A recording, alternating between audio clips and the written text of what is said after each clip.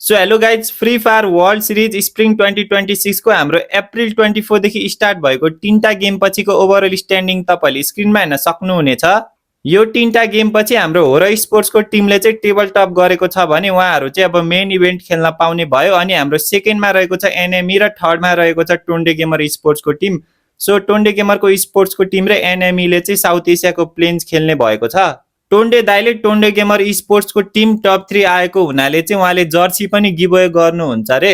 दाइ जर्सी गिभअवे गरौँला नि त ल है, 5 जनालाई जर्सी भेटेरै गिभअवे गर्नु पर्ला। यो एउटा कन्टेन्ट टाइपले गर्नु पर्ला है त। ल हिजोको म्याचको कुरा गर्नु पर्दाखेरि चाहिँ लाइक एकदमै क्रेजी कि होइन, एकदमै अनप्रिडिक्टेबल वाला भएको थियो कि मैले सोचेको पनि थिएन कस्तो इन्टेन्स वाला भएको थियो कि सबै 101 थियो होइन टिमहरू पनि। अनि लाइक पोइन्ट टेबल हेर्दाखेरि पनि लाइक 2 पोइन्टको ग्याप 10 पोइन्टको ग्याप सबैजना सेकेन्ड थर्डमा आउने चान्स थियो कि होइन। थर्डमा आउने चान्स धेरैजनाको थियो कि है। लाइक टोन्डे गेमर स्पोर्ट्स हुँदैन कि जस्तो लागिरहेको थियो कि अलि अगाडि नै मरेको थियो नि त होइन।